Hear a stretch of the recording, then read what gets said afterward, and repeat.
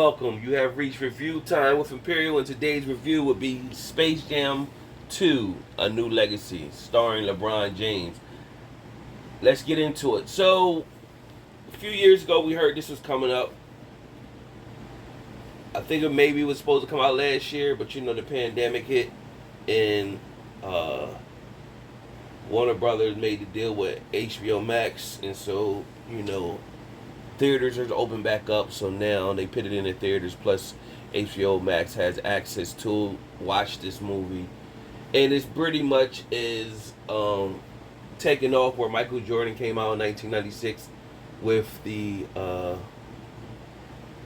Space Jam movie, the original. And here's part two. It was okay, decent. I think this will increase LeBron James' popularity. Let's go over the cast. So you had Don Cheadle plays as Al G. Rhythm. Cedric Joe plays as Dom James, the son of LeBron James in the movie. Chris Davis plays as Malik, probably like LeBron's, what would be like what Maverick Carver is to LeBron. And you got Sonequa Martin Green.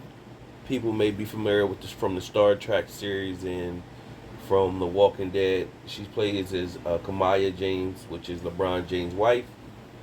And you got Sayer J. Wright plays as Darius James, and that's supposed to be like Bronny James, LeBron James' son in the movie. You got Harper Leigh Alexander as Kosha James. That's supposed to be as LeBron James' daughter. And anybody else I'm listening here? Yeah, Michael B. Jordan pretty much playing himself. The basketball players that's in there. You got Sue Bird, Anthony Davis, Damian Lillard, Klay Thompson, and pardon me for messing up the name is Anika Owumike and Diana Taurasi. And so let's get into the storyline. Oh yeah, I'm forgetting Stephen Yu. He plays as Warner Brothers executive. Sarah Silverman also plays as Warner Brothers executive as well. Ernie Johnson, he was a game announcer. Little Rel was a game announcer as well. You had Zendaya plays as Lola Bunny. Gabriel Iglesias plays as Speedy Gonzalez. Anybody else I'm hearing here? Rosario Dawson plays as Wonder Woman. They had a lot of people in here. I'm trying to think of anybody. It's tons of names, but I'm just going over a few that you may be familiar with. Alright, that's it. So let's just get into the storyline. So you got, if you've seen More Than a Game, that was the documentary based on LeBron James. You get more familiar with where LeBron came from. The documentary goes about LeBron James and the team, his high school team, and their storyline, and how he came of age before he went into the NBA and everything. And so this movie pretty much touches a little bit of that, where in the beginning it's LeBron and his mom. His mom got to go to work. She can't see his games, and he's kind of saddened by that. And he still got to push forward. And he went and played a game that just speeds up, where his coach is having to talk to him. One of his friends gave him a Game Boy that he no longer needed because he got the one in the color. And it just kind of showed like LeBron had hardship before the riches and everything that he's attained. He came from a struggle period. Single mom, you know what I'm saying, and not having it like that. So it kind of touched base on that, and then it just showed how he took off his amazing career or whatever. And the faults that people have against LeBron is because the media hyped him so much that they pit him against Jordan, and they, instead of letting him be his own entity, they always compared him against Jordan. And I think that hurt people from looking at how great of a player he actually is. And he's no Michael Jordan, he's no Magic Johnson, he's LeBron James. You know, he's his own entity player. Same way with Jordan was his own entity, Magic Johnson was his own entity player. So is LeBron James. And this movie is going to give him more popularity.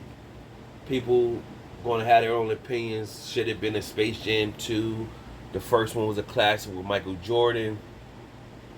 And Bron was just being Bron. And you wish their egos wasn't so combative against each other, meaning LeBron James and Michael Jordan.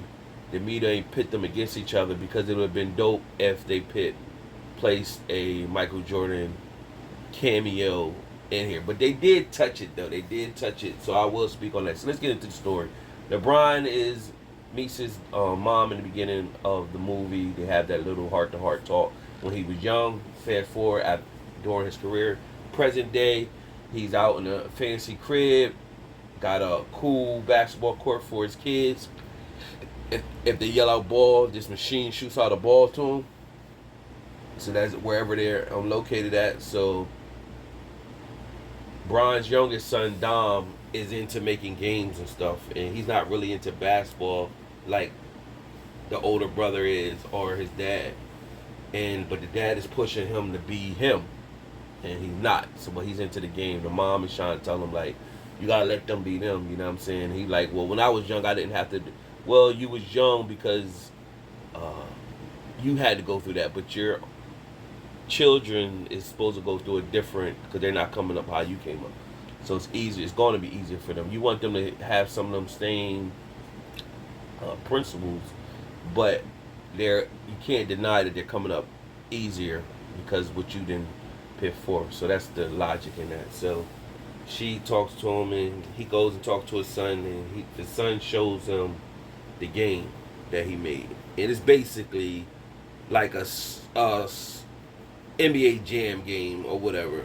In their world, it's like they never seen it before. But of course, us that know, that's all that is, NBA Jams and stuff like that. So that's what the game he made. But when he made this move that his dad, famous move or whatever, cross and a step back. When you do that move, the system glitched and he lost his player. So his dad, LeBron, pretty much told him, I'm gonna take you to this Warner Brothers meeting with me, you know. And so when he went to go to the Warner Brothers meeting, they was telling LeBron they're revamping Warner Brothers. It's gonna be Warner 3000. Meanwhile, there's an algorithm named algorithm that's in the system that wants to come out and be live. And in order to do that, he corrupted in his mind that if he bring LeBron in, he'd be able to do that. So when they was giving LeBron the promotion for the Warner 3000, LeBron pretty much squashed and said, this is not me, I don't got time for this. And you know, that algorithm thing was horrible. So the algorithm is looking LeBron say all this. So he goes into, I'm not playing by the rules, I'm gonna trap him. So first he get the son walks off, and LeBron goes after him and said, you know, stop, I'm your, you know, father, you don't keep walking. And so they end up getting snatched in the game, in the computer, and the algorithm come out and pretty much introduces himself, played by Don Cheadle, and he's having a dialogue with LeBron, basically telling him, we're going to have to play a game. You're going to have to beat me in order to save everybody, save your son. So meanwhile, LeBron gets sent to Toontown. Toontown is empty. Only person in Toontown is Bugs Bunny. And then when it says like population, it just says 1. LeBron comes there, it shows 2. And so Bugs Bunny popped up, like, what's up, Doc? And he pretty much stated that what happened to the Toon, they all thought they had better pastures to go somewhere else. And they all left Toontown and went about their business. Meanwhile, he was left there by himself. And so LeBron goes and explains, like, what he has to do or whatever. And now he's in cartoon form. Meanwhile, algorithm is speaking to Dom. pretty much finding out the ins and outs of his game and pretty much going to take the code of his game and all that. So he's working on his conscience, trying to pin him against his dad pretty much. Meanwhile, back in Toontown, Brian is saying, yo, I need to recruit. We need to recruit all the best people in Warner Brothers. So he's thinking of like Superman and all these people, but Bugs is thinking about just recruiting his old friends, the Toons. So that's what they go through. Go through that little dialogue. They get the teams, and pretty much they Dom already had players that he already had in his phone, and that's where Anthony Davis, Dame Time comes in, Damian Lillard, of course, Diana Taurasi, and Klay Thompson comes in the picture. So that's how they got zapped. But meanwhile, it's an app. So anybody that's watching the game, they get zapped into watch the game. And so all the fans and everybody got zapped in to watch the game. And pretty much if they didn't win the game, everybody would be trapped into the cyberspace world. So they all meet up, they're playing, and pretty much the rules of the video game, you do some style points, you get extra points. So pretty much Toon Squad is getting blown out, and everybody got their own special little moves, and they're getting blown out by like 1,000. And so halftime come, they pretty much like, yo, we need a spark. And of course it's a whole bunch of little, if you've seen Space Jam 1, the Toons got all little references and little quirks throughout the whole thing. And they was like, we need a spark. So then they play the Sylvester, the cartoon Toon Sylvester comes in and say he found Michael Jordan in the crowd, just sitting in the crowd. So it got Michael Jordan music playing, and it got in now, and then Brian gets up looking like with admiration, like, oh wow, you know what I'm saying? And in walks Michael B. Jordan. They be like, huh? And they like, who's this? And they was like, oh, this is Michael B. Jordan. So everybody was like, so that was just like a salute to Michael Jordan. So it would be like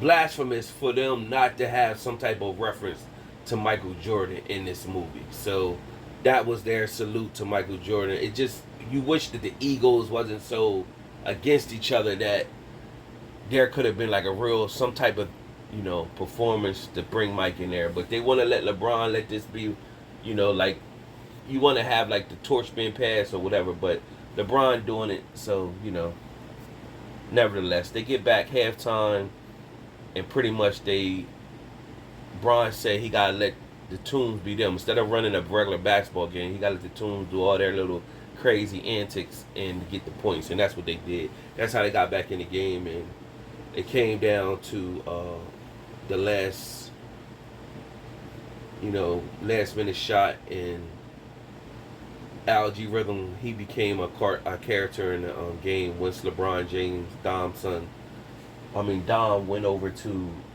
the Toon Squad, and so Algae Rhythm became the head of the Boom Squad, and pretty much they did some power-ups, and LeBron dunked on them and made him part of like a poster, and that's how pretty much the game ended. And it was like they did that move that the Sun did that had a glitch, and Bugs Bunny did the move, and it was supposed to glitch him and make him be stuck and get him out the game. And so he saved everybody and by doing the move, and they thought he was done. And then when everything went back to normal, Bugs Bunny showed up in regular life, speaking to LeBron after LeBron let his son go off to gaming camp and don't worry about basketball. So that was pretty much it. It was a decent movie overall. Out of my 4-star rating system, I give it a 2.5 out of 4 stars. Subscribe to the channel, like the video, tell me what you think. Till next time.